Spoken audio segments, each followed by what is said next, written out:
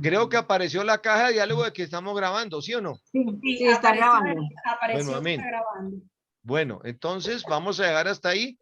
Voy a pedirle el favor a mi hermanita Nilsa que nos abra esta noche la clase con una oración, por favor, hermanita Nilsa, desde Chile. Ya, pastor, Amén. gracias por la Amén. petición. La oportunidad. Padre, Amén. por la oportunidad. Gracias, Padre, te damos por este momento, Padre Celestial. Te ponemos esta clase en tus preciosas manos, Señor, que sea para nosotros de gran bendición. Gracias por el pastor Carlos Copete, Señor, porque tú le has dado la sabiduría, el discernimiento para enseñarnos, Señor, esta palabra que a continuación vamos a ver, Padre amado. Que sea tú el Rúa hablando por intermedio de nuestro pastor Carlitos, para que así mismo nosotros podamos también tener el discernimiento y la sabiduría de escuchar y entender todo lo que Él nos explica. Te damos gracias, Padre, y te dejamos este resto de noche, Señor, en tus preciosas manos. Hemos orado en el nombre de nuestro Adón, Yeshua Hamashia. Amén y amén. Amén. Amén. Amén.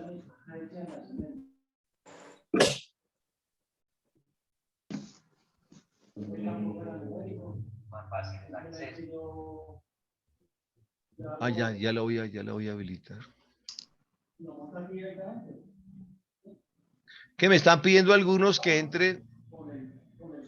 Un segundito, hermanos, por favor, un segundito que me Sí, está tranquilo, pidiendo. pastor. Que entren más, que sigan llegando.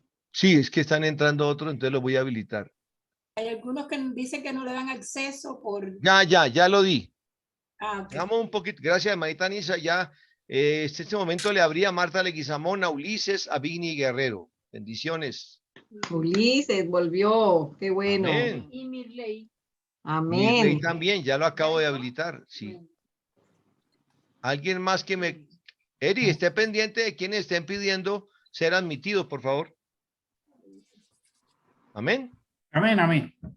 Bueno, porque van a seguir llegando, yo sé que sí. Bueno.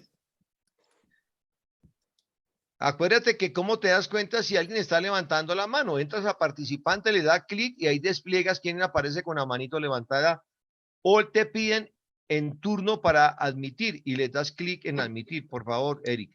Porque si yo empiezo en el desarrollo, pues voy a perder el control. Mi hermano Alberto, shalom, bendiciones para ti.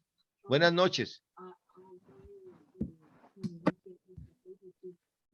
Shalom, Roque Pepe. Ya lo subí. Manito Luis, shalom, me alegra mucho en volver a verte. Bendiciones. Bueno. Gracias, igualmente, bendiciones.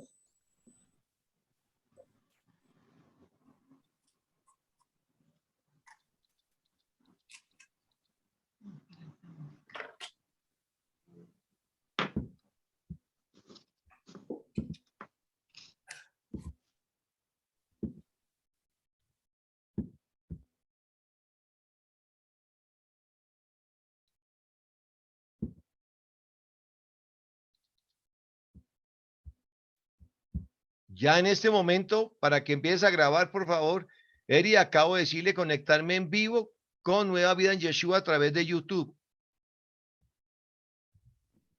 ¿Ya está grabando? Está En grabando, YouTube. pastor. ¿Ya está grabando? Sí. En YouTube, ¿cierto? Amén.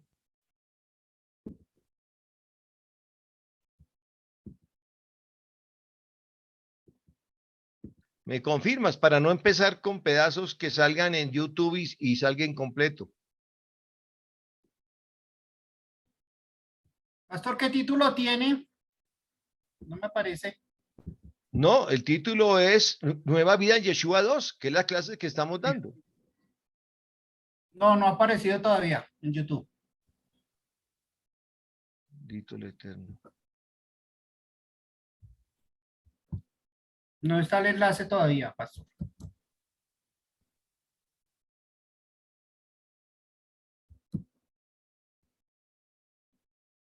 Ay, Señor, pero... Segundito.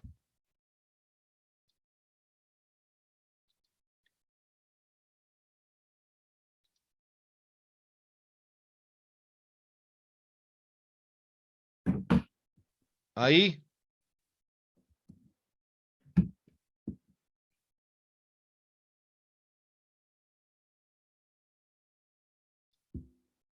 Ya le di la orden de conectarnos en vivo.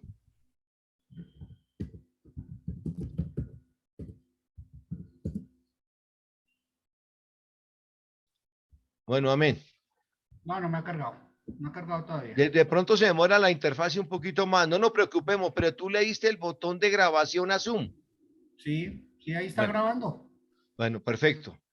Bien, queridos hermanos, vamos a dar inicio porque aún nos asalta en nuestra buena fe esta tecnología. A veces nos atropella, pero bendito sea el Eterno. Por ahí en unos 150 años vamos a aprender a manejarla. Esa es la esperanza. Amén. Vamos esta noche a tocar un tema que es importante y coyuntural y que tiene que ver con ¿qué? Con la teología católica, evangélica, helenística y la hebrea. Esto es importante porque es lo que estamos viendo hoy cuando queremos traer a los caminos de nuestro Mashiach a quienes están en la dispersión y obviamente han sido formados en su criterio religioso desde la perspectiva cristiana o católica. Y la verdad, lo que estamos haciendo es enfrentarnos a dos posturas desde el punto de vista de la interpretación de la doctrina. Una de origen helenístico, entendiendo por helenista la interpretación católico-evangélica. Helenista quiere decir de origen griego. Y la otra, la postura original, que es la hebrea. Muy bien. Para poder dar claridad sobre esto, tenemos que tener clara el comparativo de la teología helenista. Es decir, ¿qué es la teología helenista? Amén. Si no comprendemos esto, entonces vamos a estar mal. ¿Por qué? Porque no vamos a tratar de comprender las diferencias que existen entre la exégesis rabínica y la teología hebrea. Amén. Amén. Alguien me está pidiendo que lo habilite otra vez. Ay, Señor. Bueno, le pones cuidado, por favor, Eric. Gracias. La teología, mis queridos hermanos, desde la perspectiva greco-romana, está definida como el estudio o tratado acerca del Dios, del Kyrios o del Theos. Es la ciencia que define o trata de definir a Dios. Es de él porque de él procede y sin una iniciativa de revelarse no podría haber teología. Pero la concepción helenista, o sea, greco-romana, en la cual le confieren una titularidad a su Dios, que no es otra que el Dios Kyrios o Theos, se diferencia profundamente de la exégesis rabínica cuando presentamos a un solo Eloa, Dios único, bajo la perspectiva de un solo nombre hebreo, que es Yuhei Bab-Hei. Cuando hablamos de que en la teología helenista, la teología es como la relación entre Elohim y la creación a través del hombre, porque él está esbozando en el libro de Bereshit el cómo hizo el mundo, cómo hizo la tierra, y la interrelación con la tierra hecha para el hombre. Ya te habilité, Jefferson. Es indudable, queridos hermanos, que el hombre la ha catalogado como ciencia y se volvió una ciencia en razón a que la mente debe organizar y establecer comparativos, búsqueda y descubrimiento de nuevas revelaciones o manifestaciones del Eterno en los hechos de la naturaleza del Eterno. Oh, con eso hay que cerrar los micrófonos. Amén, me tocó cerrarlos. Amén. Entonces les estaba diciendo que los hechos, para tratar de explicarnos la naturaleza del Eterno, tienen que ver inevitablemente con su voluntad y con los propósitos de él. Y entonces, bajo la concepción helenista, entendiendo, y repito, helenista es todo lo griego y romano, que quiso crear toda una ciencia, como si fuera una ciencia exacta, que se denominó teología. Logos, estudio tratado, y teos, estudio tratado acerca de Dios. Se diferencia profundamente de la exégesis rabínica que nos da la concepción del Pentateuco desde Berechit hasta Deuteronomio bajo la perspectiva de un quién, de un Eloa único, un Ejad, Deuteronomio 6:4, pero desde la perspectiva de la exégesis rabínica. La teología católica evangélica, que es la que a nosotros nos enseñaron en determinados procesos de nuestra formación, se dividía en los siguientes literales. La literal A podemos catalogarla como bíblica. Y se refiere a esta teología que está fundamentada en lo que la Biblia expresa como puente de revelación de Dios al hombre. Y el plan de salvación que en la Biblia manifestó el Eterno. Pero cuando miramos el proceso, la metodología de salvación, prácticamente está toda resumida en el Nuevo Testamento, bajo la arquitectura de como la definieron los padres de la Iglesia Católica Romana, no bajo la semántica de quienes siendo hebreos acompañaron al Machía, sus shaliachim, sus talmidim o discípulos. Amén. Ya abrí para habilitar a Nubia y a Bigni. Amén. Perfecto. El literal B, y estamos hablando de los 4 tipos de la teología católica evangelística, dice que hay una teología sistemática. ¿Cuál es esa? Estudia la revelación como un todo en su carácter orgánico y estructural, como sistema de doctrina mediante la concatenación, es decir, la unión e interdependencia de varias verdades reveladas y las presenta en su valor eterno. Sistemática es cuando estamos tratando de explicar que la revelación es bajo el contexto eterno. Literal B. Literal C. Existe la teología histórico-dogmática. Acuérdense que estamos definiendo lo que es la teología católica evangélica. Aquí a todos nos llevaron, pero no bajo una conducción de parte de un maestro, sino a través del principio un poco empírico de nosotros tomar la Biblia y leerla, porque este trabajo no se lo tomaban los que hacían a veces de sacerdotes y mucho menos después los que fueron nuestros pastores en el mundo cristiano. La teología histórico-dogmática es historia de las doctrinas y expone el impacto histórico que la verdad de la revelación ha causado en el pueblo, y yo cito el nombre que no es del Eterno, pero lo estamos estudiando bajo la perspectiva católica evangélica, que inclusive le cambiaron al nombre del Eterno. Y recuerden que este nombre es espúreo, porque es un nombre puesto por un sacerdote que se le ocurrió introducir en el tetragramatón Yud-Hei Vay-Hei y adicionarle las iniciales de Adonai, y quedó esta expresión, que yo no la menciono por considerarla espuria, cuando realmente él siempre se ha llamado Yud-Hei Vay-Hei. Y en los pueblos que se han relacionado con ellas, propiamente la vida de la iglesia. Ese es el tercer aspecto. Amén. ¿Estamos claros hasta ahí?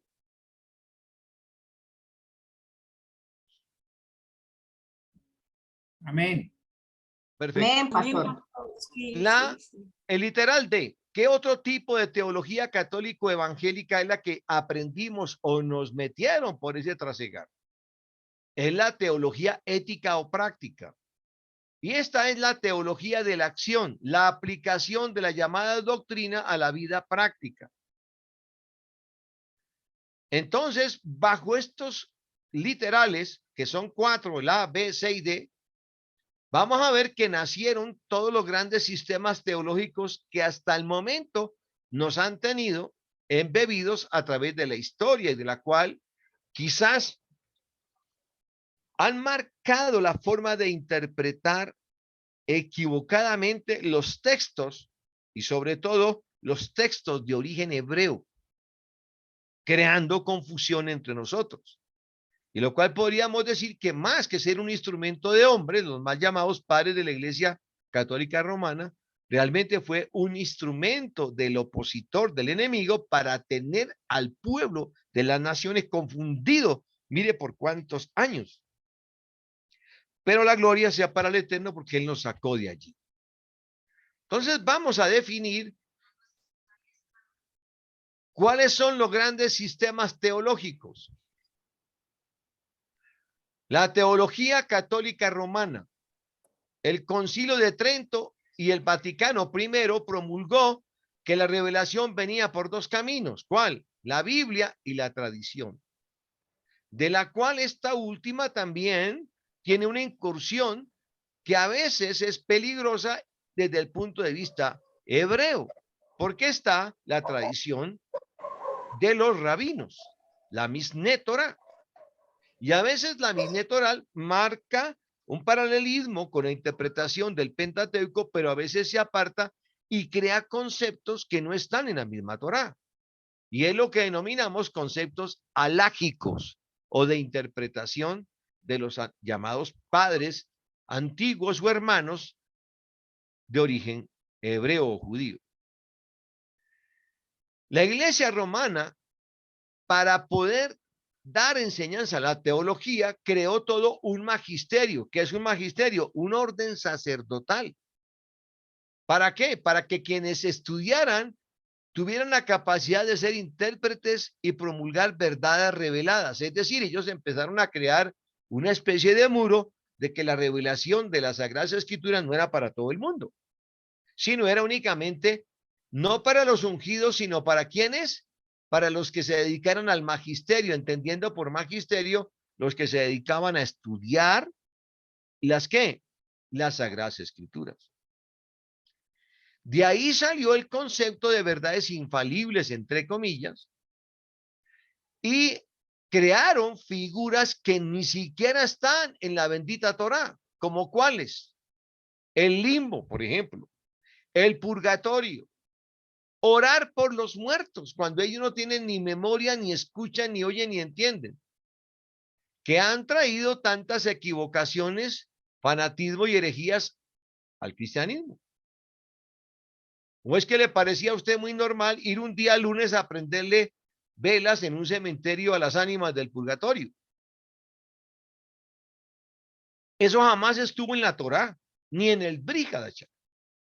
Pero los mal llamados magisterios, que fueron los católicos de del primer y segundo siglo, crearon una serie de interpretaciones doctrinarias que hicieron todos estos insertos que no están en la Torá. Y estoy citando algunos, porque mi interés no es hablar aquí de San Agustín, ni de Santo Tomás, ni ninguno de ellos que fueron ungidos supuestamente para hablar de la interpretación de la Biblia de la época y luego transcribirla a través de lecciones de catequesis y crear todo ese enredo de lo que fue la doctrina católico-romana. Debido a la contaminación helenística, o sea, greco-romana, de supuestamente elevar el evangelio a la altura de la filosofía griega, eso hicieron con las traducciones de la Septuaginta, cuando la pasaron al griego y luego después la pasaron al latín. Los evangelios, que son las cartas de los evangelistas y las mismas cartas de exhortación a las 7 iglesias escritas por Rab Shaul, y las epístolas, fueron impregnadas de pensamientos, ideas y conceptos ajenos a la revelación original del hebreo. Empezaron a meterle la mano. Un ejemplo claro de esto es el capítulo 1 del Evangelio de Juan. El evangelista pretende presentar las buenas nuevas al mundo griego. Y entonces, ¿cómo encajaba esta idea de la palabra en el pensamiento griego? Pues lo pusieron y lo tradujeron como el verbo encarnado, o el verbo. Cuando en hebreo hablamos del adabar. En el pensamiento griego, la idea de la palabra empezó tan atrás como alrededor del año 560 antes del Mashiach, cuando Alejandro Magno había conquistado el mundo como el único emperador de la época de origen, llamémoslo griego, que lo hizo, un hombre de 33 años. Y para mayor sorpresa, precisamente fue en Éfeso, una ciudad ubicada allá en Grecia, donde se escribió el cuarto evangelio, que fue el evangelio a los Efesios, que lo escribió ¿quién? Rab Shaul. Hubo un filósofo efesio llamado Heráclito, cuya idea fundamental era que todo está en estado de evolución. No es que estuviera en un error respecto al universo, pero no respecto a la Torá. Él decía que todo cambia de día en día y de momento en momento, por la misma evolución en que está sumergida la creación. Y la ilustración que usaba era que es imposible meterse dos veces uno en el mismo río, porque el agua que ya bajó va aguas más abajo cuando me vuelva a meter por segunda vez. Pero toda esta interpretación de flujo no es que sea caótico, dice él que está controlado y ordenado, siguiendo un esquema continuo y permanente todo el tiempo. ¿Y quién controla ese orden de la expansión universal? Él lo denominaba Heráclito el logos. La palabra, la razón de Dios, como que dice el pensamiento divino. Pero esta trilogía de aspectos, el logos, la palabra que es el verbo y la razón de Dios, aplicado como a una ciencia, en ese esquema es filosofía grecorromana. El logos era el principio del orden bajo el cual seguía existiendo el universo. Mantenía que no había solo un esquema en el mundo físico, sino también en el mundo del acontecer, o sea, el que va a venir. Que nada estaba a la deriva. En todas las vidas y en todos los sucesos hay un verdadero ¿qué? Propósito, un plan, un diseño. Y en eso estamos de acuerdo con Heráclito. El Eterno todo lo tiene contemplado y estructurado. Y lo que controlaba todo era el logos. Ahí es donde se enredaba Heráclito, porque entonces ese logos es la interpretación del dios Teos o Kyrios, apartándose de la naturaleza del dios hebreo Yuhei-Baije. Y atribuye que ese logos es la mente de Dios. Yo escribo Dios como lo escriben los griegos y como los rabinos hoy en día lo aceptan, sin el diptongo de la O, porque esto fue una permisividad que con los tiempos los rabinos permitieron de tanto escuchar hablar supuestamente de Eloah o de Elohim como Dios, terminaron aceptándolo, pero no escribiéndolo igual que los griegos y los romanos que lo escriben con la O en un diptongo. Entonces ellos aceptaron los rabinos que ahora Dios para los rabinos se escriba así, sin la O, para hacer acepción, separación o diferenciación del Dios grecorromano que no tiene nada que ver con el Dios hebreo. Esto es importante porque no es un error ortográfico, es una forma autorizada de los rabinos a aceptar que Dios es una expresión grecorromana, pero cuando ellos la llevan al hebreo, la escriben con una di-s para diferenciarse de qué, del vocablo griego y romano. Así que Juan se dirigió a los judíos y a los griegos para decirles que en Yeshua HaMashiach estaba la mente creadora, iluminadora, controladora y sustentadora que había venido a la tierra. Juan fue decirles que ya no tenían que andar a tientas, sino que todo lo que tenían que hacer era mirar, estoy escribiendo lo literal, el Mesías de ellos, el Cristo, para ver en él la mente del Dios de ellos. Estoy hablando bajo la concepción católico-romana, que le cambian el nombre a nuestro Eloa, que es Yuhei-Baihei, por esta inflexión hecha por un hombre, Pietro de Galantino.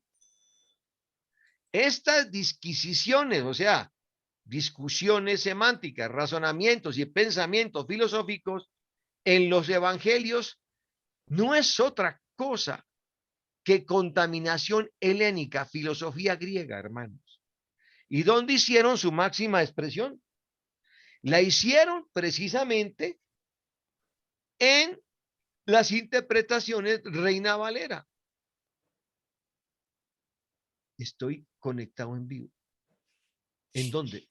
Amén. Espérate un momento. En YouTube. Mira. Es que me dicen que no está entrando en YouTube, pero aquí me dice que sí. No, pastor, no está entrando. Pero no entiendo por qué. Mira que aquí en este pantallazo dice retransmitir el Zoom, reunión en YouTube Live. Estoy conectado, sí. Sala reuniones personales de Carlos Eric Copete, sí. Privacidad pública, conectarme en vivo. 3 veces le he dado y me dice que sí. Entonces no entiendo. Toca guardarlo y colgarlo Sí. de tan pronto acabemos. Amén. Perdonen, hermanos. Entonces lo guardamos en Zoom y luego lo subimos a YouTube. Si es que eso está pasando. Yo ya no sé qué otras cosas hacerle a esto, pero mi hermanito, yo le pido disculpas, pero igual no somos muy duchos en las interconexiones de la plataforma. Pero por favor, dígale a los hermanos otros que accedan a Zoom, que aquí hay para 300 expositores. Todos pueden estar invitados. Y si no, lo van a recibir después en diferido. Amén. Por favor, me ayudan. Por favor, ¿me puedo volver a poner como anfitrión porque me salió? Ay, bendito el Eterno. Un segundito, por favor. Eric, más.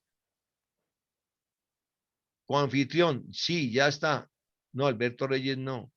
Estoy diciendo es Eric Domínguez. ¿Te está molestando tu correo? ¿Qué pasa? Ahí está, Eric, de nuevo. Amén. Entonces, mis queridos hermanos,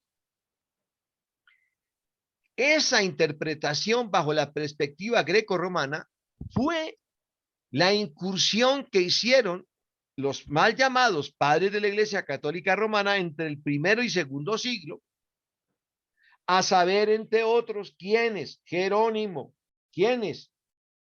Pablo de Samosata, entre otros, que hicieron unos postulados para decirnos que las verdaderas interpretaciones de lo que el Eterno había escrito era obra de ellos, de esos famosos, llamémoslo así, antiguos, que se habían separado, llamémoslo así, inclusive Jerónimo es uno de ellos, de su origen judío para apostatar de su origen judío y sencillamente sumergirse ahora en una nueva iglesia que era la iglesia católica, apostólica y romana.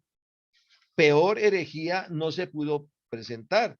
Y entonces aquí tenemos que contar con todos esos mal llamados padres de la iglesia, que ya los mencioné, entre otros, pues obviamente Pablo de Samosata, Teodoro, el Curtidor, también está el mismo obispo de Córdoba, que fue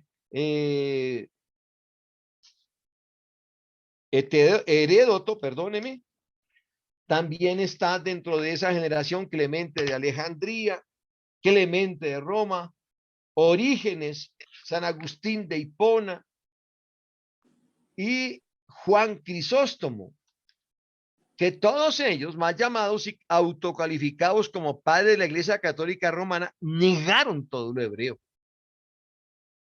Y eso es lo que denominamos como contaminación que helénica. Es decir, y ahí tenemos los máximos exponentes en los textos del Códice Vaticanus, del Textus Receptus, que está escrito en latín, donde en esos dos textos hacen una interpretación del Pentateuco, pero no exactamente de la Torá de Moshe Rabenu. Y después, cuando tuvieron los escritos acumulados de las cartas de los evangelistas, así como las epístolas y la de los discípulos de Rab Shaul, incluyendo, desde luego, la escritura de Yohanan, el discípulo amado, en el libro de Revelaciones, las tradujeron dos célebres traductores que hemos tenido nosotros que interpretarlos, que fueron quienes, Reina y Valera, que son dos autores en tiempos diferentes. Y entonces, entre el Códice Vaticano, el Códice Receptus, que niega la Torá como su verdadero fundamento, y Reina y Valera, porque son dos autores, se creó el canon católico romano, que inclusive influencia hoy en día a nuestros hermanos cristianos de todas las denominaciones que existen. Y eso crea una diferencia con nosotros, porque nosotros mantenemos el Pentateuco de Moshe Rabenu, reconocemos cantares, salmos, proverbios, profetas mayores y menores en perfecta relación con el Brit Hadashah, que fue llamado mal como Nuevo Testamento, pero que realmente debemos traducirlo como pacto renovado. ¿Por qué un pacto renovado? Porque el pacto que se frustró en el Sinaí, Yeshua Hamashiach, cuando vuelva, restaurará el matrimonio que se frustró allá en el Sinaí, en su glorioso regreso en el libro de Revelaciones, Gilgaludo Apocalipsis, como lo dice la traducción greco-romana. nos diferenciamos. Para nosotros el texto básico de expresión hebrea es la Torá, que cuando se le suma los libros de los profetas, cantares, salmos, proverbios, entonces tenemos la Tanakh hebrea. Y ese es nuestro fundamento. No el código receptos, no el códice vaticanos, sino la Torá mismísima de Moshe Rabén. Esto quiero, hermanos, es mi intención que les quede muy clara para que tengamos discernimiento de que nosotros quienes creemos en el Mashiach Yeshua, que es el mismísimo Yahweh, necesitamos de un canon, o sea, de unos libros que reafirmen nuestra posición para entender a profundidad que nuestro Mashiach es el mismísimo Yuhei Baihei, tal y como lo estamos explicando en la clase de unicidad que empecé el lunes anterior.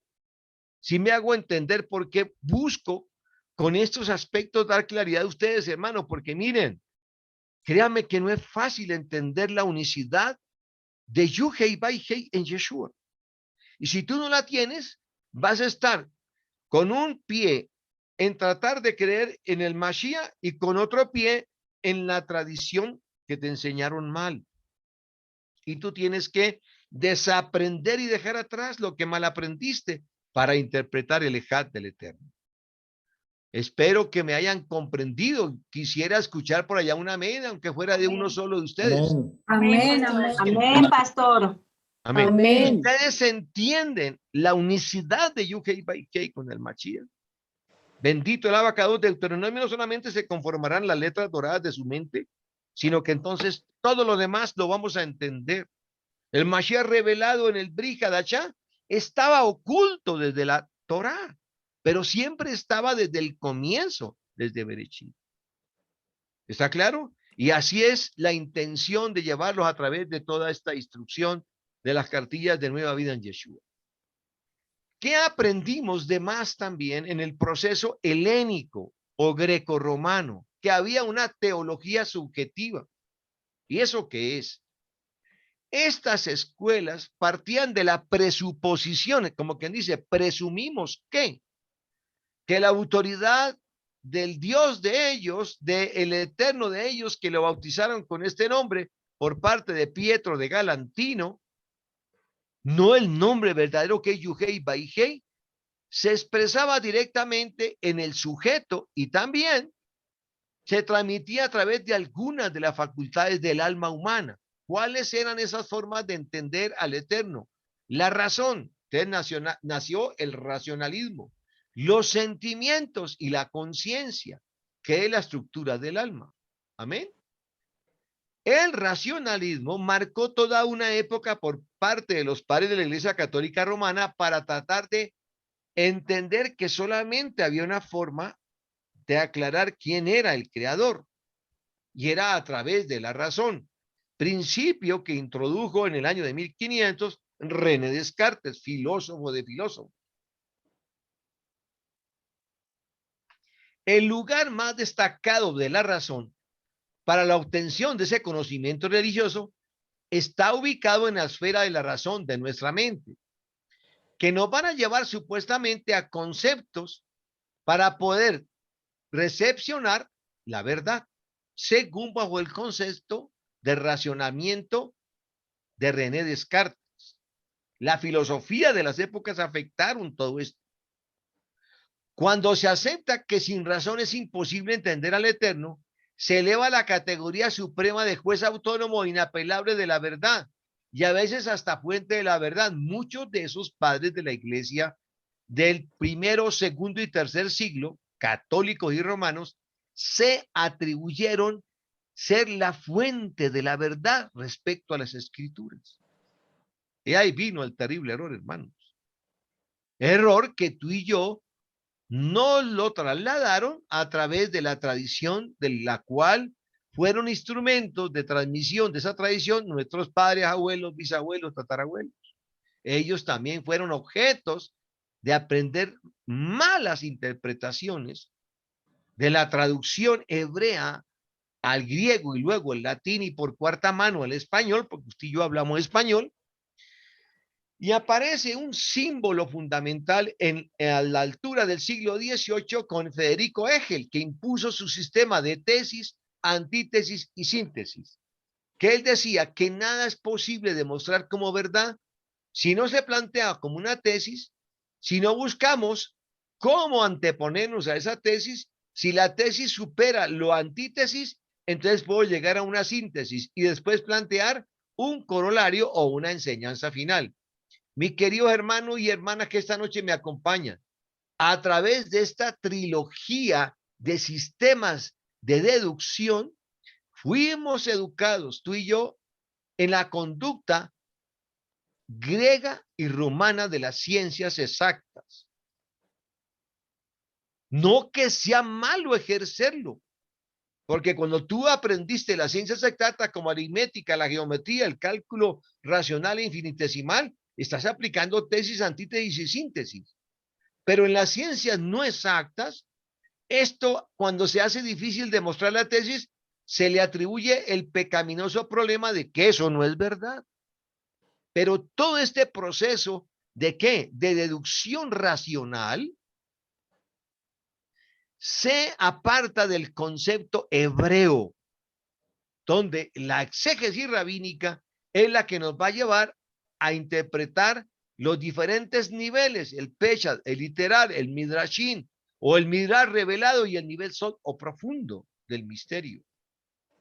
Se diferencian y se antagonizan radicalmente. ¿Para qué? Para explicar la verdad y a su vez la realidad. Muchas de las concepciones de la Torá fueron desfiguradas por este helenismo influenciado por el racionalismo. Y llevó la razón a alturas sobrehumanas, dándole una soberanía a la razón y haciendo que la verdad sea su sirvienta. Entonces aquí se invirtieron los valores. La verdad que es una sola, dada por Yuhei Baihei, ahora solamente es verdad si la razón humana la puede entender o comprender. Y entonces ponemos a las revelaciones del Eterno en un segundo lugar, detrás de nuestro racionamiento. Pero cuando la razón humana tiene la última palabra, conduce finalmente ¿a qué? Al error, a la irracionalidad. Y ahí fue donde nos sumergieron por más de 2000 años, mis queridos hermanos. Lo que tú no entiendas no existe, lo que tú no puedas comprobar tampoco. Y entonces dejamos de creer que el Eterno decía su absoluta verdad en la Torá, que contemplaba mandamientos juquín, los cuales no admitían discusión, sino solamente obediencia. ¿Por qué? Porque nos introdujeron en la conciencia grecorromana. Ese argumento racionalista solamente puede producir resultados absurdos, que es de donde tú y yo, querido hermano, debemos salir. Ya no podemos explicar al Eterno bajo el concepto racional greco-romano, sino que tenemos que explicarlo bajo el concepto exegético hebreo. El humanismo sigue exaltando la razón.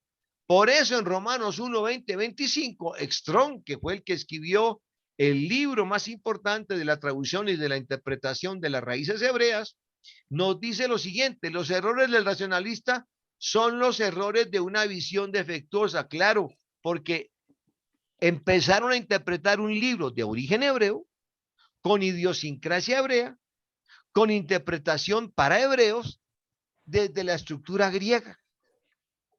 Y ahí, hermano, fue donde se perdió toda la originalidad etimológica de los textos. Federico Pascal dijo en Racionamiento: la última etapa de la razón es reconocer que hay infinidad de cosas que la sobrepasan. Muy débil es si no llega a comprender esto. Y las infinidades de cosas son todas las que llamamos inexplicables porque el Eterno las hizo y punto. Si no las aceptamos como Él las hizo, en su maravillosa ¿qué? E infinita conciencia creativa, pues nos va a costar porque queremos explicarnos al Eterno bajo la racionalidad humana, y lo que no sea explicable bajo ese contexto no le atribuimos el epíteto de verdad y por lo tanto se convierte en mentira. ¿De dónde aquí la razón del hombre se hizo más perfecta que la misma mente del Eterno? Pues hermanos, los greco-romanos fueron los que nos llevaron a ese limbo de creer que lo que no sea explicable, comprobable a través de la tesis, antítesis y síntesis, sencillamente no hay que creerlo. Pero les recuerdo, queridos hermanos, que creer en Yahweh es emuná, en base a que no solamente a un principio espiritual, sino a un principio espiritual fundamentado en una fe con conocimiento. ¿Con qué conocimiento? No el griego, no el romano, sino con un conocimiento hebreo. Bendito el Eterno. Aparece entonces, como dijimos también, el segundo aspecto de la razón, el racionalismo, los sentimientos y la conciencia. Vamos a ver ahora lo que implica el sentimentalismo metido dentro de la interpretación de las escrituras. ¿Quién desarrolló el sentimentalismo? Schleiermacher, que era de origen alemán. En contra del racionalismo se vino y dijo que todo estaba basado en los sentimientos, como quien dice, y le dio antropomorfismos al Eterno y lo puso a que se expresara como si a él le diera sed, tomara hambre y pensara como un humano. Eso se llama antropomorfismo, atribuirle al Eterno aspectos que son del hombre, pero no porque el Eterno sea un hombre, sino que le atribuyen esas supuestas virtudes para explicar y para que podamos entender bajo la razón y la verdad cómo es que pudo actuar el Eterno. Error. Porque con qué mentalidad nosotros, una mentalidad reducida, ahora queremos explicarnos las cosas del Eterno. Y eso era una actitud romántica del siglo XIX, el sentimentalismo. Redujo la religión y la teología a una simple sección de antropología, que estudia el origen del hombre, y de la psicología y el cómo piensa el hombre. Y la relación física en cuanto a la asistencia a un lugar y que todos somos movidos por el sentimentalismo y el animismo, que es lo que nos confiere hacer lo que la voluntad humana quiere, en cuanto a que el individuo es un individuo que con su alma siente, da afecto o desprecio. ¿Quién fue el que se encargó de ese tremendo espíritu de explicación filosófica? Schleiermacher, que era de origen alemán. El moralismo, que es la parte o la ética, también marcó y fue Kant uno de los grandes impulsores del moralismo. Su influencia se echa de ver en Ritschl y sus discípulos, quienes tuvimos la oportunidad de leer a Max Kant. Según esta perspectiva, el conocimiento que podemos obtener por medio de la inteligencia no es de fiar. ¿Por qué? Porque es mucho más aconsejable confiar en los impulsos morales básicos del alma humana que en el sentimentalismo, como quien dice, lo que la ética humana me diga es la verdad. Y se convirtieron en juicios de valor con preferencia a formulaciones metafísicas. ¿Qué es la metafísica? Lo que no se puede explicar a través de la física. Y en eso hemos estado, hermanos, tratando de pensarnos cómo es el Eterno desde el punto de vista metafísico. Y nunca lo vamos a hallar porque nuestra conciencia y racionamiento es finito, mientras que Él es ¿qué? Infinito. Este movimiento moralista olvida que los instintos morales, y lo llama impulsos básicos del alma humana, varían según las latitudes, como que dice, según donde tú estés, en qué lugar, en qué cultura y en qué época. Y están condicionados por las influencias, por ejemplo, el cristianismo, el protestantismo, los testigos de Jehová, etcétera.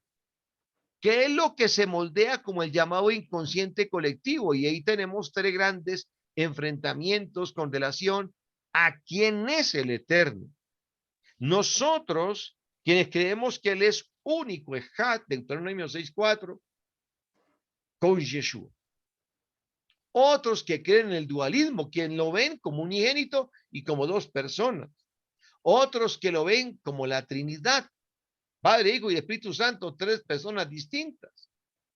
Y en ese tipo de interpretaciones respecto de quién es y de qué está hecho el Eterno, es lo que ha creído, hermanos, o ha dado lugar al fundamento, ha permitido dar creación a esa cantidad de filosofías y denominaciones que en el mundo están hoy, que son más de 180,000.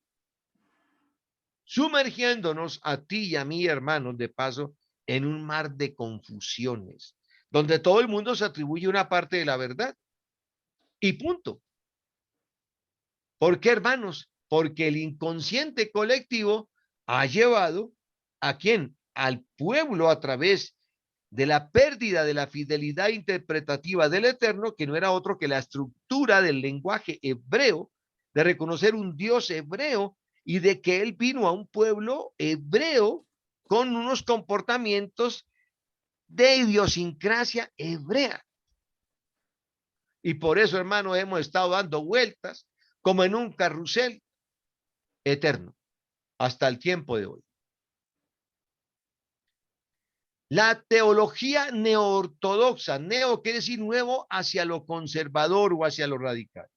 Un cierto número de autores que representan una gama de posiciones individuales pretendiendo superar las varias formas del liberalismo teológico. Como somos libres, pensemos que Dios es el mismo para todos, que es la base fundamental hoy, mis queridos hermanos, del ecumenismo, de lo que está llevando a hoy a que la Iglesia Católica se sienta a comer con los musulmanes, con los ortodoxos griegos y romanos y con los mismos rabinos para decir no nos preocupemos por el Dios, es el mismo para todos, así le digas tú aquí así y aquí así.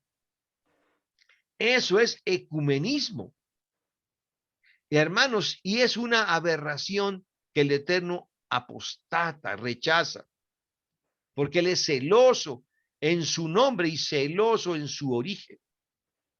Y estamos hoy en día en un ecumenismo que ha llevado a la alteración fundamental del día de Shabbat al domingo.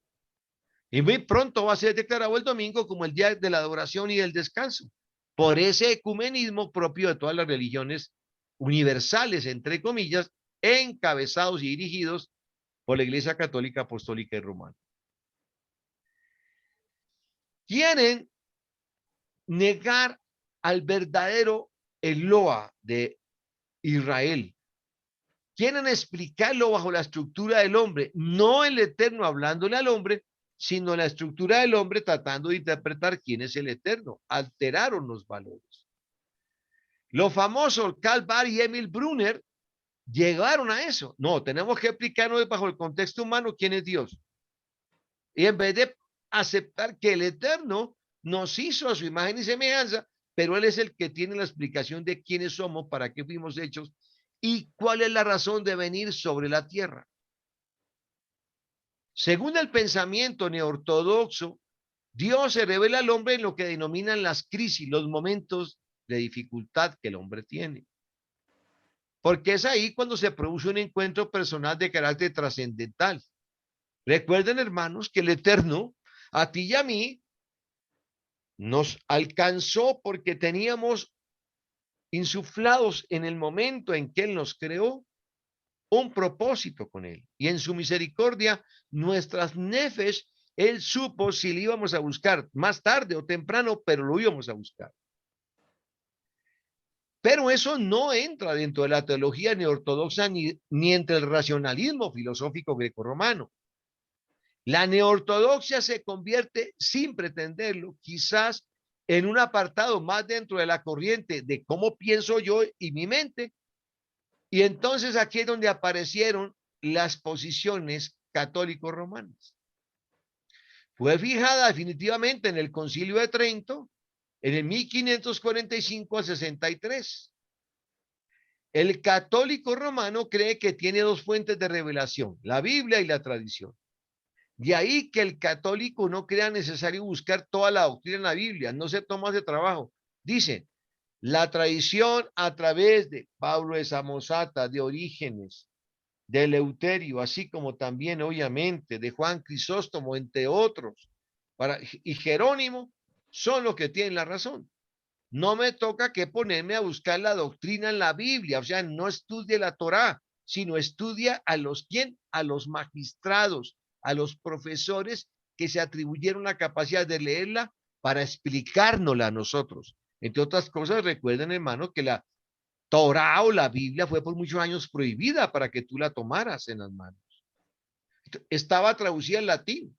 Y si tú la tomabas, estabas en un problema o aprendías latino. Y eso implicaba irse a donde qué, a convertirse o a hacerse sacerdote. Ellos mismos crearon una estructura para apartar la palabra del Eterno de lo fácil de auscultarla como lo hacemos tú y yo hoy. Y aparecieron los dogmas de fe, que son de origen católico, apostólico y romano. Errores graves son, entre otros, añadir a la revelación de la palabra escrita la tradición oral sin garantía bíblica, no estudiando la exégesis rabínica ni las raíces hebreas, y solamente apoyados en lo que Roma dijera. Roma es nuestra alma mater, es el centro, llamémoslo así, de enseñanza, y lo que ellos digan es palabra divina. Y se llevan por delante la interpretación hebrea de la Torá. Número 2, sometió la escritura a la iglesia en vez de someter la iglesia a la palabra. ¿Sí me entiendes? Se pusieron por encima. Y esto llevó a formación de nuevas doctrinas, como si la revelación de Dios no hubiera sido cerrada en el periodo apostólico. ¿Quién dice esto? Judas 3. Yahudá en el libro de revelaciones, perdón, en el libro de la epístola de Judas nos dice que ahí se cerró el periodo apostólico. Ellos lo admiten, pero en la práctica lo desmienten. Se siguen catalogando como los ungidos de la revelación bajo el dogma de fe que romano. Y en el número 4 apareció entonces la teología liberal. ¿Por qué estoy hablando de esto, hermano? Porque miren, ustedes se van a dar cuenta que a todos nos sumergieron en este tipo de estructura filosófica. Y de ahí viene la dificultad para hoy interpretar y volver a las raíces hebreas. Voy a cerrar los micrófonos porque hay alguien por allá que está haciendo unas labores que no entiendo cuáles serán. Amén. El teólogo liberal se levantó en contra de la autoridad bíblica para poner en su lugar la autoridad de la razón humana. Piensa que si el Dios de ellos ha hablado, es lógico que el hombre preste obediencia a esa voz del Eterno. Este liberal afirma que el árbitro supremo en todos los campos del conocimiento humano del religioso es su propia razón. Y si no la puede someter a su razón, pues no es entendible y por lo tanto deséchelo, porque tú no lo puedes comprender. Incluso cualquier pretendida revelación hay que desecharla si tú no la comprendes. Y sus principios son, número 1, la Biblia debe ser tratada como cualquier libro. Error. No como el libro de revelaciones dado del Eterno, no como el manual que es la Torá, sino debe ser tratada como cualquier libro, aplicándose para su estudio las mismas reglas que cuando estudiamos documentos antiguos. Y apareció el concepto de la hermenéutica, que quiero que lo escriban, porque es el peor enemigo de la exégesis rabínica. ¿Y qué es hermenéutica? Traducción literal, la correcta interpretación de los textos. Y esa base se utiliza para los conceptos jurídicos, los jueces y magistrados, para los conceptos políticos, para los conceptos de cualesquier interpretación de fórmulas en las ciencias sociales, la anatomía, la biología. Y entonces le dan el tratamiento de lo que la hermenéutica nos ayude a interpretar, lo conferimos o lo elevamos al grado de verdad absoluta. Y dice esta teología liberal que todo lo sobrenatural debe ser rechazado. Entonces no tenemos cómo entender los milagros ni explicarlos. Y no pueden ser aceptados científicamente. ¿Por qué? Porque el método deductivo de la ciencia exacta, toda hipótesis tiene una tesis y tiene unos corolarios para demostrarlos y comprobarlos. Y todo lo que no puede ser comprobado no es verdad. Esa es la filosofía racionalista que los liberales pusieron en vigencia y se apartaron de qué, hermanos, de que si un milagro no puede deducirse o explicarse científicamente, pues no lo es. Como la razón anteponiéndose a los hechos del Eterno. Las doctrinas de pecado, expiación, o sea, que alguien pague por nosotros un precio en sus culpas son desechables porque no encajan en el sistema racionalista. Yo soy culpable a mí mismo porque yo soy consciente que tengo uso de razón. Entonces desechan la mediación dada por Yeshua en el madero para hacernos justificados con expiación y redención frente al Eterno. Tampoco los teólogos liberales aceptan la Biblia como inspirada por Elohim. Adriana, bienvenida. Todo evoluciona y aún la misma religión. Y todo esto por influencia del pensamiento de quienes de Hegel y de Darwin, que arriba estos dos célebres personajes fueron funestos, mi querido hermano, para negar en la postura racionalista todo lo que no pudiera ser explicado bajo la estructura espiritual del Eterno. Lo culminaron, lo pusieron en segunda categoría. Apareció entonces luego la versión teológica cristiana evangélica de nuestros hermanos que se separaron del fundamento, llamémoslo así, o de la estructura formal de la Iglesia Católica hasta 1500, cuando Martín Lutero, Calvino y Zwinglio crearon lo que se denomina el postulado de la contrarreforma. Porque el cristiano evangélico, la Biblia, es la palabra infalible de Elohim, y en eso estamos de acuerdo. La teología que llevó a Martín Lutero, a Zwinglio y a Calvino fue esencialmente, según ellos, una teología de la revelación, que les vino a decir que los papas eran corruptos y lo habían sido a través de toda la historia. Pero si ahí estaban los hechos.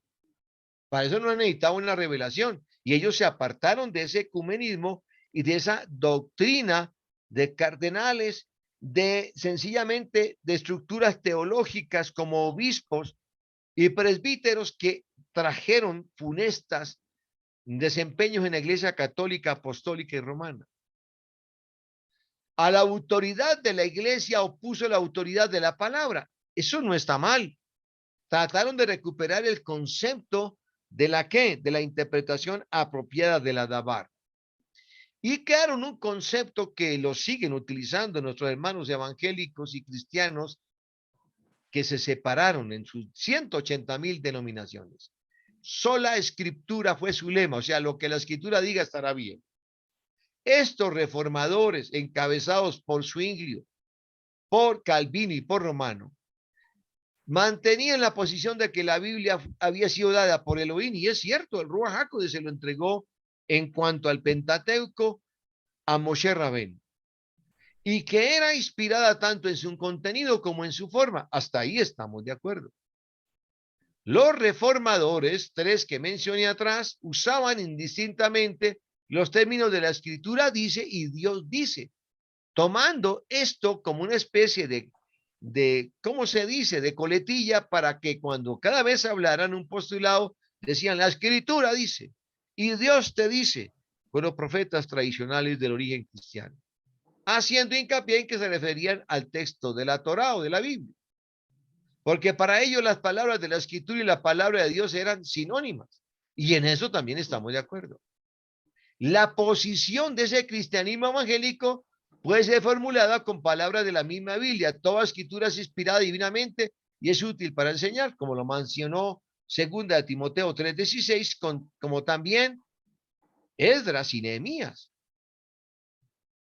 El problema grave es que se fundamentaron en teología helenística, hermano. Aquí donde ellos se estrellaron, porque venían influenciadas por la conducta grecorromana y nunca se sustrajeron, bienvenida Adriana, con algunas excepciones de la sana doctrina romana, que fue lo que marcó. Lo que no sea sana doctrina, mis queridos hermanos, ustedes están en una secta.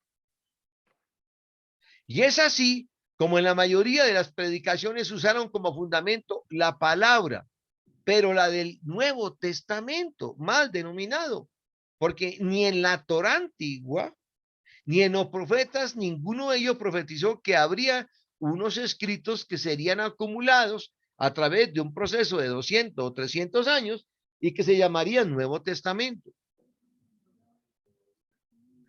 Y desecharon la Torá y la Tanakh. Se olvidaron de lo hebreo y solo fue usado como historias bíblicas, como fábulas y no como la palabra de Yuhei Baihei. ¿Se da cuenta dónde está el error, hermanos? Creer que lo que no fuera sana doctrina romana no era verdad. Y dieron y se apartaron de todo lo hebreo. Se muestran como católicos enemigos de los judíos porque nadie como Martín Lutero para odiar a los judíos.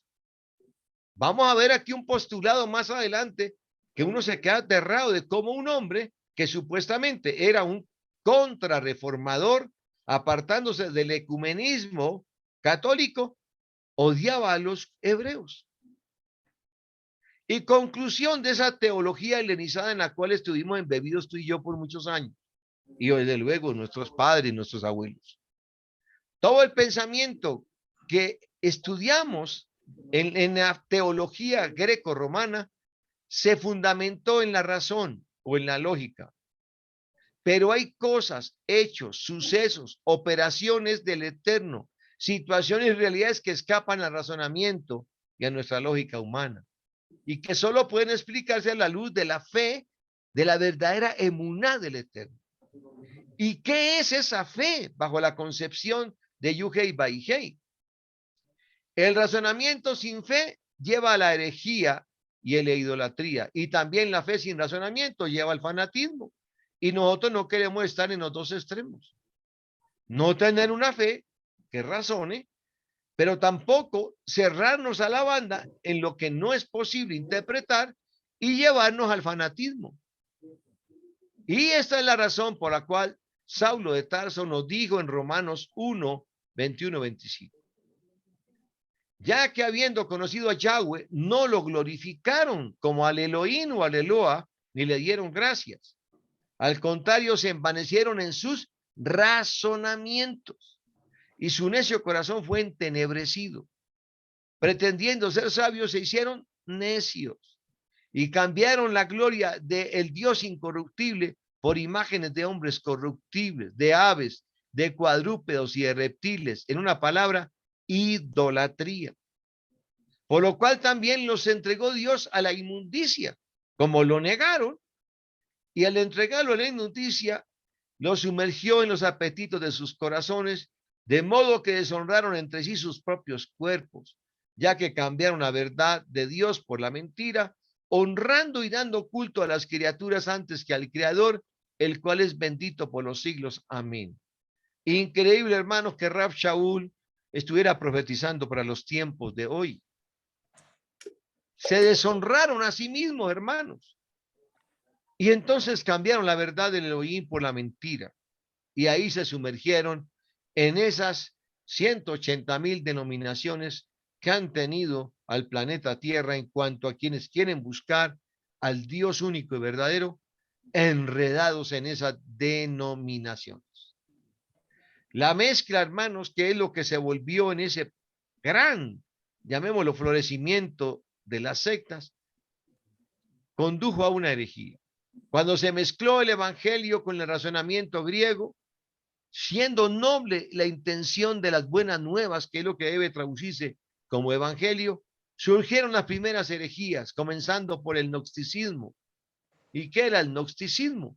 Una doctrina alta, una teología de la ciencia de los magos, de los místicos, y continuando con la interpretación que a diferentes conceptos y situaciones se fueron presentando en el estudio del evangelio. Entonces, se fueron al otro extremo, a lo místico, a lo extraño, a lo no interpretable para darle categorías de qué, de ciencia profunda. Eso no solamente ocurriría con la iglesia de los primeros 2 siglos, el siglo segundo y tercero, con los gnósticos, sino que lo propio ocurriría a la altura del siglo V con los hermanos yahuditas, cuando dieron lugar a la creación de qué, del ocultismo de la cábala romana. 2 extremos, pero con un mismo objetivo: dar situaciones de ciencia gnóstica extraña o profunda, cuando el Eterno lo que hizo con su Torah fue darnos una Torah sencilla. Por eso él vino a controvertir a los saduceos y fariseos. Invirtieron el orden subjetivo de la salvación. Cuando es cierto que Elohim es el que elige sus ovejas, las predestina, las llama, las regenera, las justifica a través de la muerte en el madero del Mashiach, quien es el mismo Yahweh hecho hombre. Santifica, preserva y glorifica. Esto es lo correcto con relación a la salvación. Los católicos dicen que hay justificación por el sacramento del bautismo. Entonces le dan al bautismo, que ni siquiera es una inmersión, toda la real valía, que sin hacer inmersión, la gracia llega a ese niño que es un neonato y hará que ese bautizado busque a Dios por el hecho de echarle agua y sal en su cabeza. Concepto arminiano, el punto clave es la justificación por la decisión de aceptar al Mesías de ellos como Salvador. Eso basta y no más. Declara lo que es tu Salvador y puedes seguir pecando y no incumpliendo la Torá, no guardando los muedín y no guardarle Shabbat. Y apareció el concepto luterano con Martín Lutero. Y el punto clave era la justificación por la fe. Yo creo en fe que voy a ser salvo y punto. Y eso es suficiente. Y el concepto calvinista, que fue el hermano de Lutero en la Contrarreforma, él hablaba de la justicia de su Mesías. En cuanto a la gracia, hubo diferentes maneras de explicarla racionalmente. Y es donde el Eterno dice, se burla de los doctos, porque la gracia es un don, un poder de misericordia del Eterno. Y siempre él ministró gracia desde Noá, cuando halló gracia para la salvación, desde Adán y Eva, y la gracia siempre ha estado. No es un atributo propio del Brit Hadashah. Y tratar de explicar la gracia racionalmente llevó a muchas de estas sectas, de estos movimientos de la Contrarreforma, a herejías que aún hoy en día persisten. ¿Y cuáles fueron esas? Número uno, el pelagianismo. Pelagio, que fue un monje británico en el 360, dijo que Adán fue creado ni santo ni pecador, como quien dice, él no tiene la culpa. Decidió pecar según el libre albedrío. Eso es cierto, el libre albedrío el Eterno se lo dio. Y actualmente el hombre es igual, pero por la mala educación y malos ejemplos se acostumbra a pecar. Es decir, somos producto de la educación que nos confieren o nos dan nuestros padres. Por lo tanto, no se necesita gracia. Los culpables son los padres y nos educan mal. Ese es el pelagianismo. Eso sí, hay que bautizar a los niños allá en el presbiterio, allá en el lugar ese, siendo un neonato que no tiene ni de qué arrepentirse porque ni habla ni entiende. Porque si no se bautizan y mueren, van a estar condenados. Así es radical vino la imposición del bautismo como dogma del credo de fe católico romano. El semipelagianismo subsistió en Roma casi un siglo, 409 al 411, empezando en el 360. Y finalmente en el concilio de Efesio, en el 431, propuso no negar la gracia. Antes la negaban y aquí la aceptaron. Y en el concilio segundo de Orange, que quedaba en Francia en 529, fue condenado de nuevo la gracia, aunque surgieron dos desviaciones. El sacramentalismo, si se cumplían los 7 sacramentos de fe católico, tú serías salvo. La confesión auricular, ahí la inventaron para que cuando tú fueras sujeto de un pecado, le la confesabas a un sacerdote y dependiendo de la penitencia que él le pusiera, serías de nuevo presentado en paz con el Eterno. Entonces ahora hay un interlocutor. ¿Quiénes son esos interlocutores? Dile bienvenida. Esos interlocutores fueron los sacerdotes, cuando crearon el famoso ¿qué? Confesionario. Y aparecieron dos corrientes internas. Los molinistas con Luis Molina en 1500, donde decía que la caída original no afectaba las facultades naturales del hombre. Como quien dice, el hombre sigue siendo importante porque es racional, tiene mente. Luego apareció la agustiniana con San Agustín de Hipona. Frailes agustinos sostienen la incapacidad natural del hombre para la salvación. Dice que no somos capaces. Y la eficacia psicológica de atracción, según Juan 6:44, el hombre siempre la tendrá. Por lo tanto, el hombre es incapaz de buscar la salvación y por eso necesita de alguien que se la proporcione. Y cierra este triángulo con la interpretación dominicana o tomista de Santo Tomás. Tomás de Aquino me estoy refiriendo, en que el orden de predicaciones o predicadores sostiene la incapacidad natural del hombre y enseñando que la eficacia física en virtud de la gracia y la predestinación es anterior a que antes de cuando nosotros fuimos formados. No hay nada que hacer.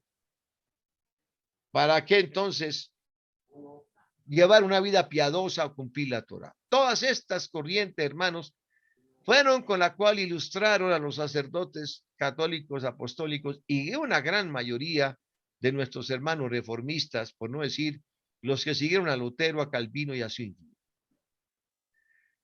Es importante tener en cuenta estas dos tendencias. El arminianismo, debido a Arminio Jacobo Germasdon, que era de origen holandés, un teólogo holandés discípulo de Theodor Bexa, en principio que fue calvinista, luego semipelagianista y algunas veces molinista, como quien dice, a todo le tiró. Dice que el pecado de Adán no se imputa a sus descendientes, sino que es como una enfermedad de la naturaleza. Nacimos porque Adán la embarró y punto. Y el Espíritu de Santidad da a todos los hombres la gracia para contrarrestar el pecado y cooperar en la regeneración espiritual. En eso sí estamos de acuerdo. El Rúa es el que nos redarguye y nos da la gracia para contrarrestar y oponernos al pecado y cooperar con la regeneración espiritual. El arrianismo, invocado por Arrio, un presbítero de Alejandría, él era de origen egipcio en 336, defendía que el verbo era una criatura del Padre al que había servido de instrumento para crear todo lo demás, ya que el mundo era limitado y contingente y no podía entrar en contacto con un Dios trascendente, pero creándolo como una dualidad.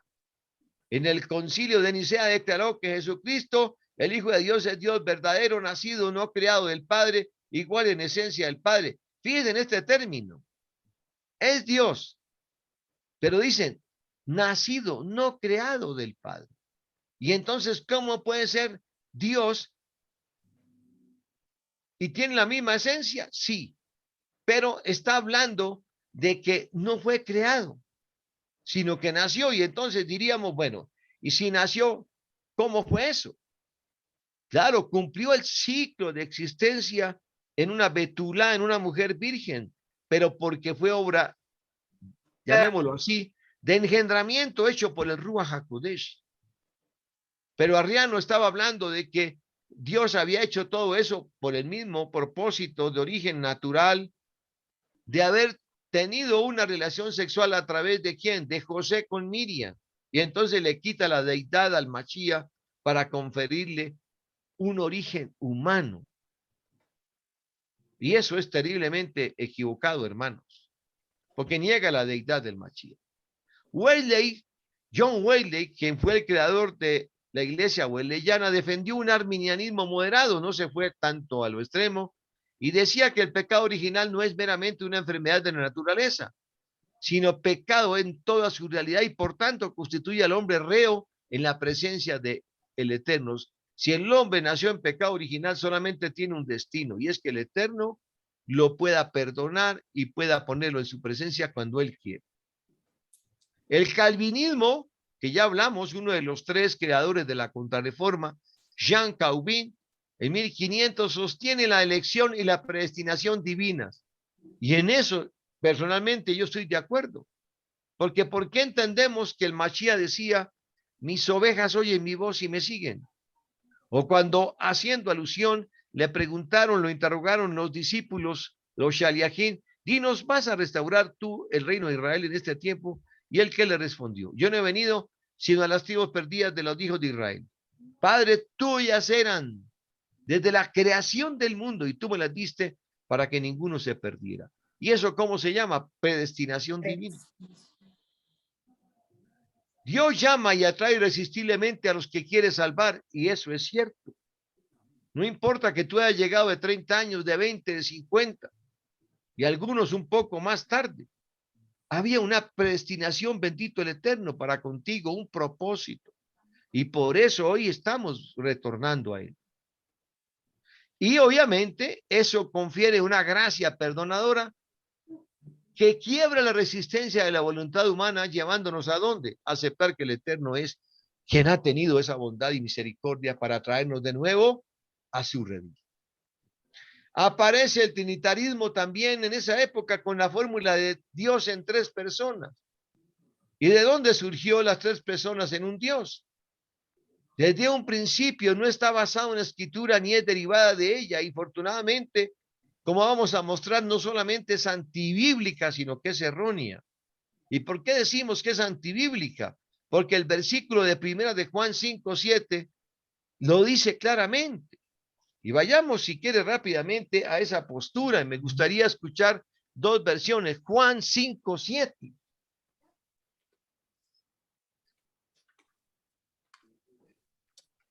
Yo lo tengo en mi versión del Pacto Renovado, pero me gustaría que alguien lo buscara en Reina Valera. Si lo tiene, ¿quién me ayuda por allá al otro lado del Amén. chat? ¿Qué versión la tienes, hermana? Juan 5:7. Reina Valera. Por favor, léela literal. Juan capítulo 5, versículo 7. Señor, respondió el enfermo, no tengo quien me introduzca en el estanque cuando se agita el agua, porque entre tanto que voy, otro desciende antes que yo. Amén. Estaba, pero es que tú leíste fue Juan. Ajá. Y es primera de Juan. Ah, es primera de Juan. Sí, Ah, sí. discúlpeme. Tranquila, su merced, no se preocupe. Primera de Juan. Eso sí. Ok, 5:7. 5:7, sí. Porque tres son los que dan testimonio. ¿Sigo? Siga. Yo quiero que lo lea porque ahí nos vamos a hacer una claridad que es tremenda. Siga. ¿Hasta dónde, pastor, le leo? 5 al 7, dos versículos. Ah, 5 al 7. No, 5, 7, lee el 7 y el 8 para que lo entiendan mejor. Ok. Porque tres son los que dan testimonio, el espíritu, el agua y la sangre. Y estos tres están de acuerdo. Amén. Amén. Bueno. Entonces, miren ustedes, si vamos a analizar esto bajo el contexto de lo Oiga, que pero es que, Johanán estaba hablando, perdón hermano, alguien por ahí abrió el micrófono, vamos a darnos cuenta de que el que habla que hay tres que dan testimonio no necesariamente son tres personas que tienen participación racional. Mira la versión que tú leíste y voy a leer la que yo tengo del Pacto Renovado. El 7, pues hay tres que dan testimonio. El Ruach, el Espíritu. El agua. Ahora, ¿el agua es una deidad? No. ¿Y la sangre es una deidad? Tampoco. No. Y estos tres son Ejad. Y léelo, por favor, de nuevo, mi hermanita Nilsa, porque mire que es la traducción la que nos enreda. Léala en la traducción que tú leíste ahorita. El versículo 8. María Inés o yo, pastor. Cualquiera de las Sí. dos. Y ojalá en las dos versiones diferentes. María Inés o tú. Yo tengo la Reina El Valera, espíritu. pastor. Dígalo. Ajá. Léalo, hermanita. El espíritu. Con los rojos, ¿no? Sí, léalo, por favor. Parece. Escuchamos. El Ajá, nada más. espíritu, el agua y la sangre. Y estos tres están de acuerdo. Entonces estamos bien. Ahora lea Reina Valera. Hermanita Nilsa. Y dice, y tres son los que dan testimonio en la tierra, el espíritu, el agua y la sangre. Y estos tres concuerdan. Entonces, cuando nos lo pone así, estos tres concuerdan, fíjese cómo pierde la identidad y claridad etimológica cuando decimos el Ruach. Y yo les pregunto a ustedes, ¿el Ruach HaKodesh existe y tiene poder de sintonizarse con el espíritu nuestro? ¿Sí o no? Sí, Sí. sí, Ahora, señor. el agua. ¿Por qué el agua? Porque el agua es el medio por el cual se purificaban todos los rituales para hacernos dignos ante el Eterno. No solamente los sacerdotes, sino cuando tú y yo hicimos inmersión total bajo el agua en el nombre del Mashiach. ¿Haciendo qué? Arrepentimiento y tevilá. Porque el agua limpia es una figura de limpieza desde el sumo sacerdote hasta la inmersión para despojarnos, habiendo hecho un arrepentimiento genuino para cambiar de vida, una nueva vida ahora a través del Mashiach. Y la sangre, ¿por qué? Mis queridos hermanos, porque si Yeshua, quien es el mismísimo Yahweh, no hubiese derramado su sangre en el madero, no habría podido llevar a cabo los dos requisitos necesarios para reconciliarnos con el Padre. ¿Y cuáles eran esos? La expiación y la redención. No es posible hacer expiación y redención si no hay un sacrificio de sangre, hermano. Tremendo. ¿Y quién cumple todos esos tres propósitos? Yeshua HaMashiach, bendito el Eterno. Porque si recibimos el testimonio de los hombres, mayor es el testimonio de Yuhei Baihei. Dice, porque este es el testimonio con que Yahweh ha testificado acerca de quién, de su hijo. Lo dice el versículo 9 de la cita de Primera de Juan 5, 7, 8 y 9. Es decir, el versículo 9 nos está dando claridad de cuál rúa se refiere. ¿Qué agua es la que trae limpieza y la sangre como expiación y redención? Porque repito, si recibimos el testimonio de los hombres, mayor es el testimonio de Yuhei Baihei, porque este es el testimonio con que Yahweh ha testificado acerca de quién, de su hijo. ¿Y quién es el hijo? Yeshua HaMashiach.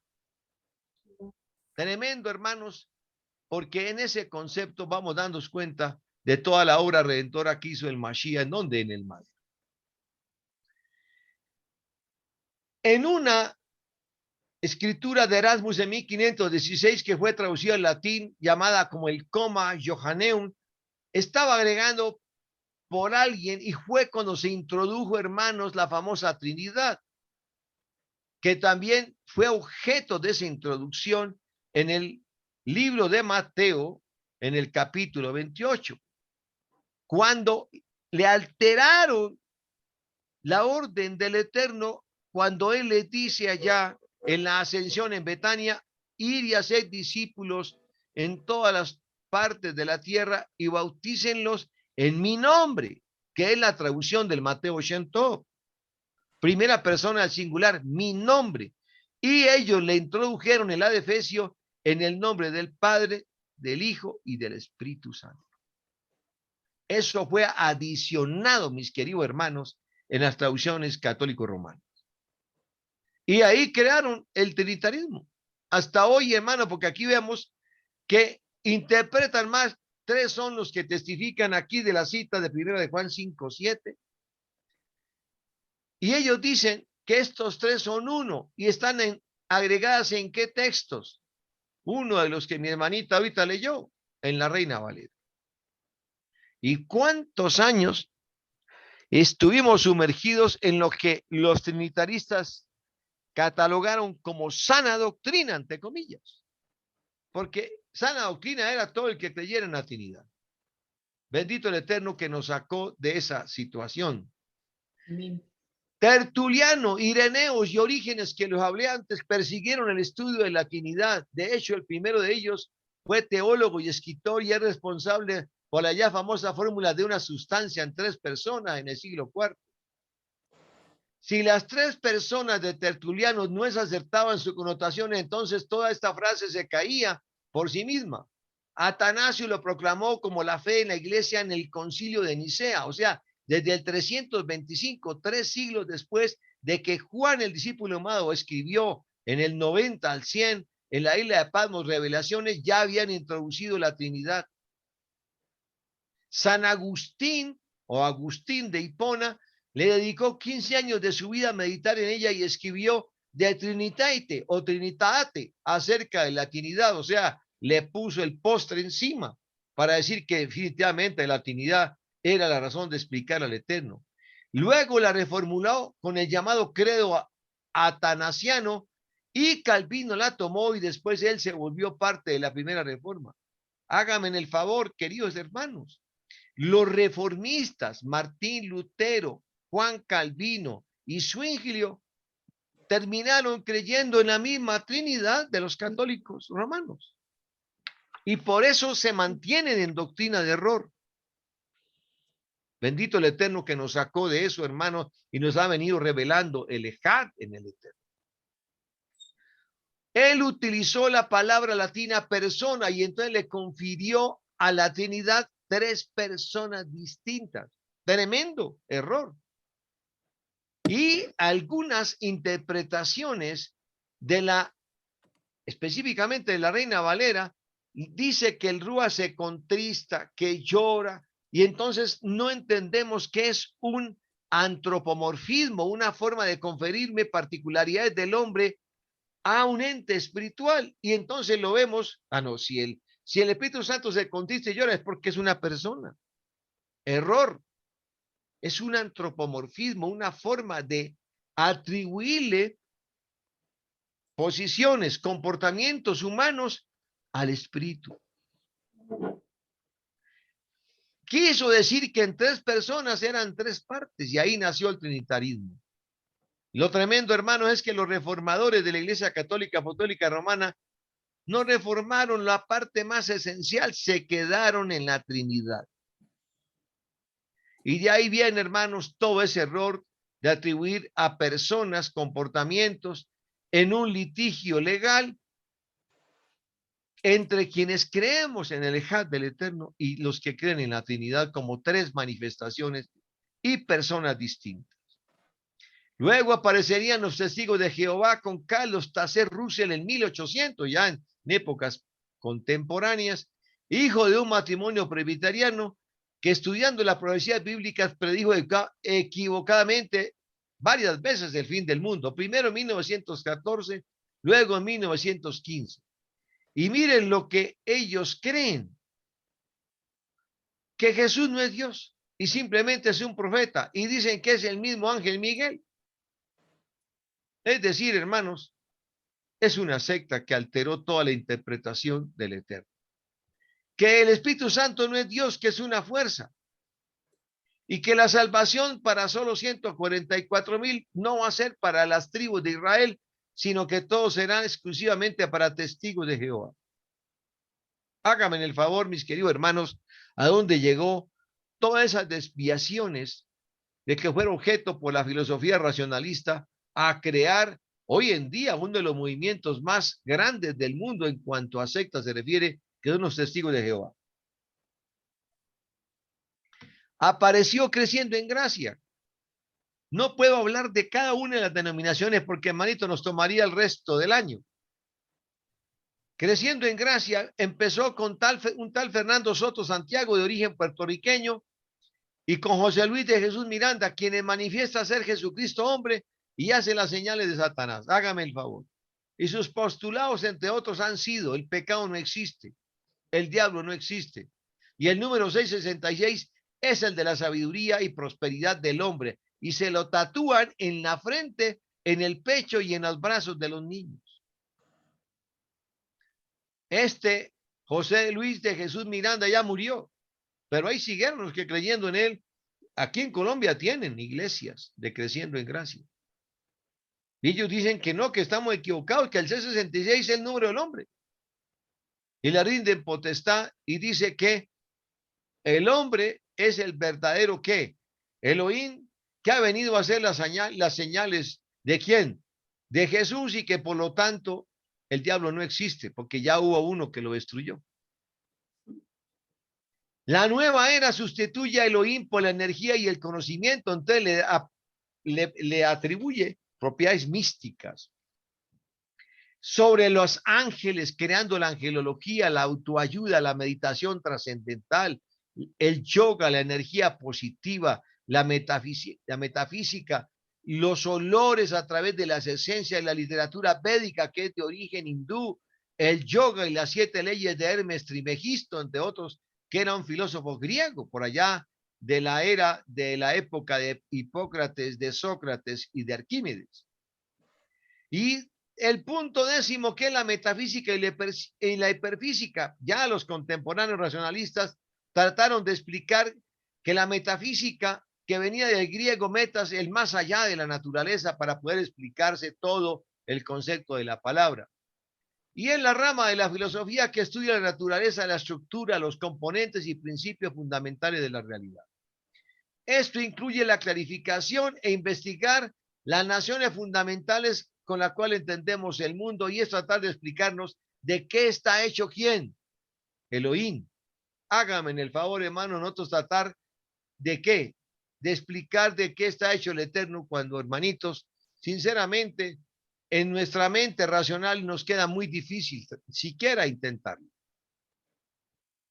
Entonces, estas filosofías son, mis queridos hermanos, las que nos enredaron, nos llevaron a través de muchos años, no solamente a nosotros, sino a todos estos que salieron como sectas. Tratando de explicar el tiempo y el espacio, la metafísica hiperfísica nos ha llevado con los principios de Aristóteles para tratar de explicar, y con Immanuel Kant, de que lo que no es explicable con la física solamente puede ser explicable con la metafísica. Y Aristóteles, que todos sabemos que fue el filósofo griego, por qué no decirlo, más importante de la era griega, designó la metafísica como la primera filosofía. O sea que antes de estudiar cualquier otra cosa había que estudiar la metafísica. Y ahí fue donde él concibió el concepto de Kyrios y de Theos, como el Logos, como el Dios. Y asume que la existencia de la materia y de la biología para tratar de explicar la vida, pero no define la materia o la vida hecha por quién o cómo, sino que suministró algunas definiciones básicas, pero creó que eso era propiedad de un Dios Kyrios, quien tenía la potestad de crearlo todo. No estaba equivocado, pero se estaba equivocando tremendamente del Dios de origen griego, Kyrios o Theos, que tenía una íntima relación con las potestades y deidades griegas, en la cual Zeus era su dios, y obviamente todos los demás dioses propios de la mitología romana y griega, que después influenciaría a la mitología romana. Bien, queridos hermanos, vamos a dejar hasta ahí, porque lo que quise fue hacer una retrospectiva de todo lo que nos envolvió en esta filosofía greco-helenista, mis queridos hermanitos, y créanme que estuvimos dando palos de ciego, apartados de la verdad de la Torá, de nuestro eterno Yuhei Baihei, porque en ese proceso de división y de exterminio de los verdaderos seguidores del Mashiach, los imperios griegos y romanos que vinieron a invadir a Israel destruirían su credo, su religión y los principios básicos de la Torá. Pero bendito el Eterno, que nos ha permitido hoy, en esta altura del siglo XXI, hermanos, restaurarnos en la fe. Pero tenemos que aprender del pasado, de todo eso mal, que cómo ocurrió y qué mal nos hicieron, para que nunca jamás nos vuelva a ocurrir. Así que, mis queridos hermanos, vamos a dejar aquí el planteamiento de la hiperfísica. Porque si bien es cierto que existen algunos postulados interesantes, postulados hechos por Teilhard de Chardin, vamos a darnos cuenta que de todas maneras es el Eterno el que tiene realmente la verdadera concepción de la creación. Que el Eterno me les continúe bendiciendo a todos y a cada uno de ustedes. Gracias por la atención que me dispensaron. Y si algunos tuvieron dificultad porque en YouTube no subió, que no entiendo por qué, de todas maneras la vamos a subir a YouTube, porque esto queda grabado en Zoom y luego lo subimos a YouTube. Así que no hay problema, mis queridos hermanos. Lo único es que va a subir en diferido, no lo tuvieron en directo, y la invitación es a que todos se puedan vincular a estas enseñanzas de Nueva Vida en Yeshua 2 a través de Zoom, porque ahí pueden interactuar y estar en forma directa junto Claro. conmigo. Amén. Pero de todas Amén. maneras va a quedar subida a la internet. Nos toca bajarla de Zoom y subirla a YouTube, pero ahí va a estar. Bien, queridos hermanos, muchas gracias. Gracias, pastor. Que el Eterno me les continúe bendiciendo toda Rabá por su, no solamente por su tiempo, sino porque el Eterno nos está trayendo revelaciones cada día. ¿Para qué? Porque, hermanitos, Él no quiere que nos vuelva a ocurrir lo que nos pasó en el pasado. Bendito el Eterno. Y como no quiere que eso vuelva a ocurrir, necesitamos aprender qué fue lo malo que se hizo para no volver a incurrir en ello. Cuando un pueblo no aprende de su historia, ¿a qué está condenado, hermanos? A repetirla. Que el Eterno nos guarde, bendito Él. Y solamente quiero pedirle a alguna de ustedes que nos despida con el Shema. ¿Quién quiere, bendito el Eterno, despedirnos con el Shema? A ver, ¿quién se atreve a postularse? Despedirnos con el Shema. Yo, pastor. Gracias, hermanita Nilsa. Pastor, Dígame, hermano. por favor, cuando se acabe el Chema, apaga la grabación porque ahorita no lo puedo hacer yo. Gracias. Está bien, perfecto. Entonces entendí que mi hermanita Nilsa nos va a despedir, o quién, o Nubia. Nubia. Nubia. Nubia. Nubia. Amén, bendito el Eterno. Bien, hermanita Nubia. Entonces, toda Rabal Eterno, gracias por su especial dedicación a esta clase. Me excedí un poquito, pero como tuvimos ahí contratiempos en la comunicación, pues obviamente que no es bueno quitarles el tiempo a la enseñanza. De manera que, Nubia, tienes tú ya la palabra para que nos despidas con el Shema, y a mí me queda solamente decirles, toda Rabal Eterno por el esfuerzo que ustedes hacen, pero estamos construyendo voluntades en una fe estribada y fundamentada en el conocimiento. Amén. Shalom, Gracias, shalom. pastor. Shalom, shalom. Y a todos los que Gracias, están shalom. conectados, oído Angélica ya obviamente en Curazao, quiero decirles, hermanos, el lunes estaré dando una enseñanza sobre Hanukkah, qué es Hanukkah y qué es lo que debemos celebrar desde la perspectiva del Mashiach. No solamente siguiendo la tradición hebrea, el lunes a las 8 por este mismo canal. Amén. Amén, pastor. Amén. Ahora sí, hermanita Nubia, entonces, por favor, nos despides con el Shema. Bueno, para todos, muy buenas noches. Shalom, shalom. Y pues vamos a ubicarnos mirando al oriente, desde donde usted se encuentre, para en esta noche proclamar esa declaración para nuestro Elohim. Shema Israel, Adonai Eloheinu, Adonai Echad. Shema Israel, Adonai Eloheinu, Adonai Echad. Baruch Shem Kevod Malchuto Leolam Bae. Escucha, Israel, Yahweh nuestro Elohim, Yahweh uno es, y bendito sea su reino y su nombre glorioso por todos los siglos. Amén y amén. Amén. Muchas gracias, hermanita Amén. Nubia. Que el Eterno me le Amén. continúe bendiciendo.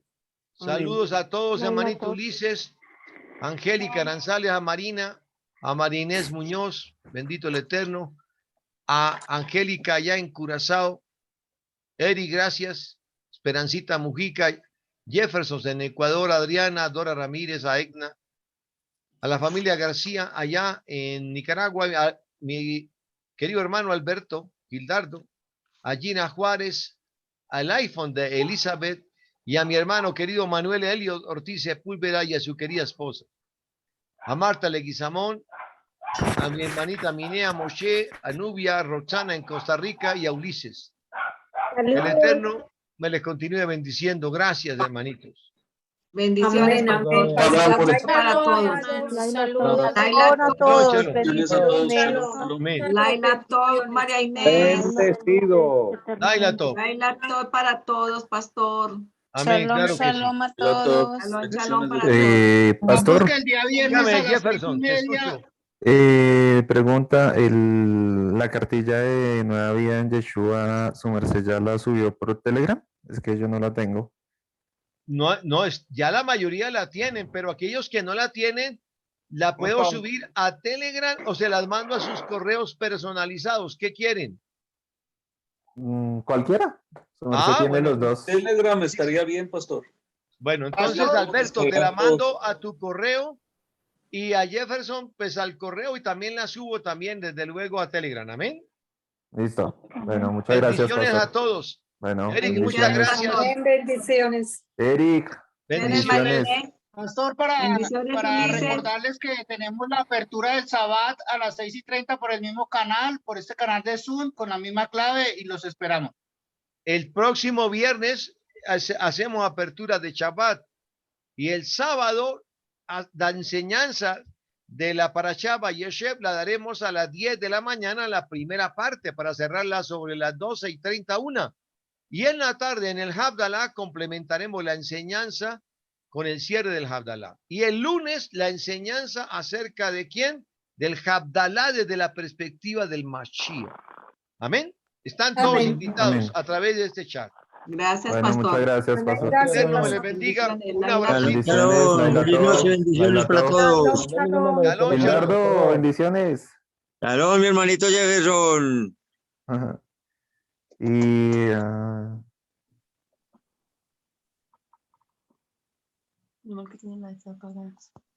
Ya cerré la grabación. Shalom, shalom, mis queridos hermanos. Bendiciones. Shalom.